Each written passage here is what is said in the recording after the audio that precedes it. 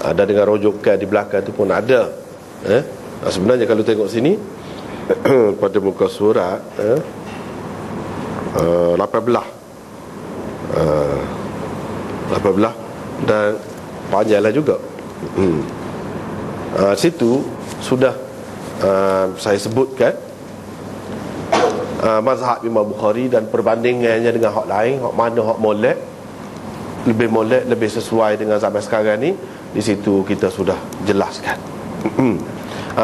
Ni sekarang ni kita jumpa dalam Bukhari sendiri lah, siapa adalah tempat dia tu. Dulu semasa tulis ni tak siapa lagi. Masa tu ayat dalam Bukhari tu, Imam Bukhari nak ayat pendapat dia tu di mana? Sini. Inilah tempatnya. Ini tempatnya.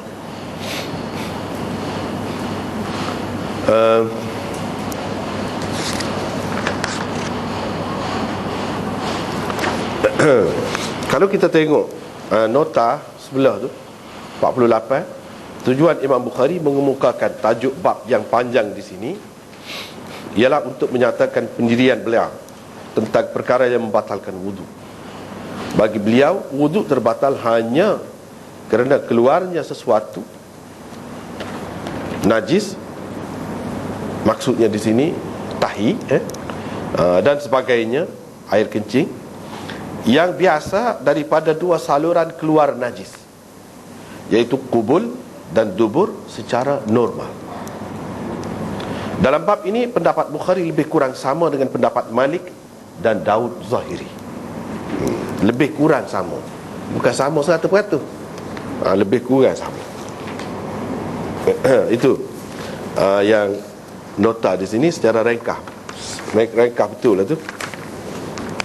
Jadi Imam Bukhari nak menyabitkan hak tu. Sebenarnya kalau ambil kira yang keluar daripada tubuh kita lah, yang membatalkan air semaya, bagi dia hanya dua sajalah, melalui dua saluran. Melalui dua saluran itu saja. Banyaklah hak keluar daripada tubuh kita kan. Hak keluar air mata, ingu, air ludah, air liur, hak keluar daripada darah. Mungkin kalau kita luka, darah keluar. Muntah, kalau kita muntah, keluarlah tu sesuatu daripada tubuh kita tu. Dan banyak lagi lah mungkin dalam bentuk yang lain, dalam bentuk yang lain, ataupun darah dikeluarkan. Sekarang ni kan orang ambil darah keluar, itu pun keluar juga daripada tubuh. Tetapi Imam Bukhari nak cerita di sini, adakah semua itu apabila keluar membatalkan wudu? Dia nak ayat, bagi dia tidak.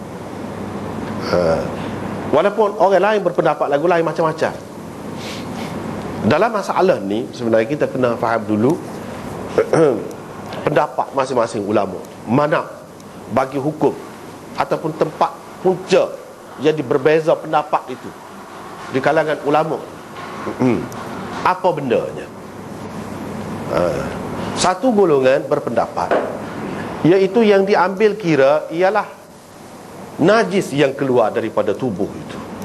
Tak kira lah sama ada melalui kubul, dubur ataupun lain, melalui mulut ke, melalui tubuh kita, lengan ke, apa ke, asalkan yang keluar itu najis.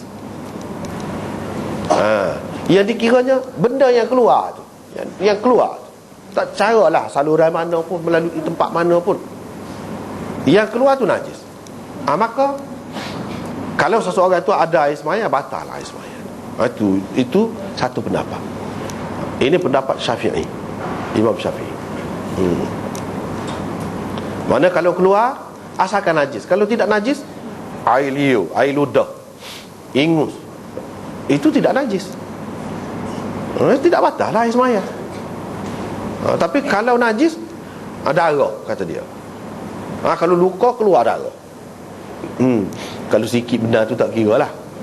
Kalau dikira banyak lah. Banyak ni mengikut Syafi'i misalnya, ni separuh tapak tangan ni, banyak dah tu dia kira. Banyak dah tu.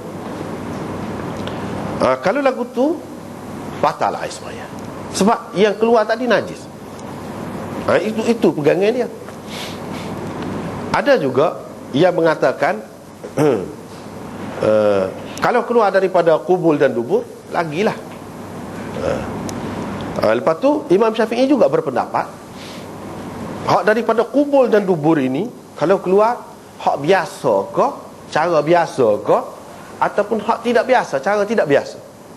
Cara biasa ni hak sihat lah, iaitu keluar air kencing, keluar najis, tahi, itu batal air sembahyang. Ataupun tidak biasa. Tidak biasa tu mana tidak keluar air kencing melalui kubul itu, tetapi darah misalnya, ataupun lain-lain lah.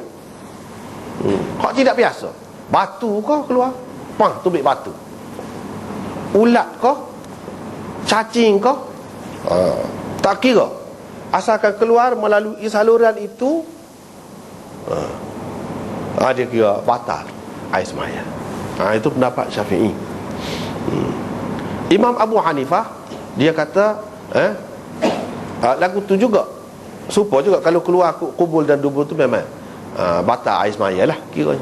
Hak biasa kau tidak biasa seperti tu juga. Cuma dia ada tambah. Inilah Imam Bukhari sebut ni dalam tajuk ni, iaitu kalau muntah itu pun batal air sembahyang juga. Batal air sembahyang juga. Begitu juga kalau seseorang tu suka derah. Ini Imam Bukhari sebut suka derah dalam sembahyang tu, kah suka juga. Bukan sekadar batal sembahyang, tapi batal air sembahyang juga. Itu Hanafi. Batal air sembahyang juga. Tapi Malik berpendapat hak batal air sembahyang ni iaitu hak keluar daripada kubul dan dubur sahaja. Itu pun yang biasa, dan secara normal. Yang biasanya air kencing keluar, air mazi, itu biasalah orang sihat. Ataupun najis, tahi, itu biasa. Hak tidak biasanya ulat ke apa ke, itu tidak biasa. Maka tidak batal air sembahyang. Tidak batal air sembahyang. Begitu juga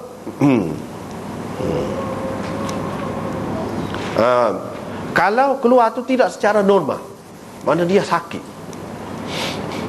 kerana sakit keluarlah air kencing, tidak tertahan. Misalnya orang tu beser ke, ataupun orang tu dia tak boleh nak kawal kentut dia tu, kentut sama, tak batal air sembahyang bagi Malik, walaupun keluar melalui jalan itu.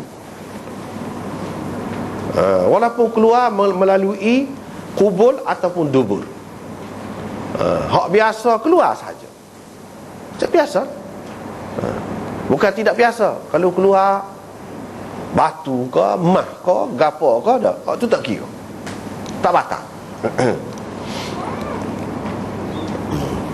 Begitu juga kalau najis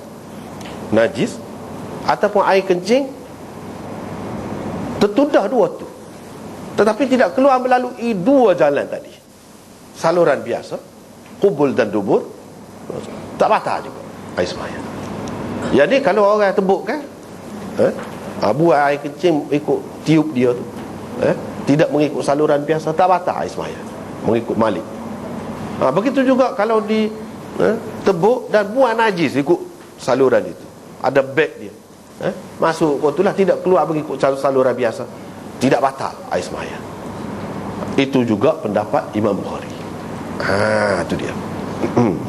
Itu juga pendapat Imam Bukhari. Mana hak keluar melalui kubul dan dubur saja yang batal air sembahyang. Itu pun yang biasa, yang biasa, yang maklum. Ada hadis, ada gapo. Kalau air mani keluar melalui itu juga, tapi tak batal air sembahyang. Tak batal air sembahyang. Kalau air mani, cuma dia kena mandi. Dia berhadas besar.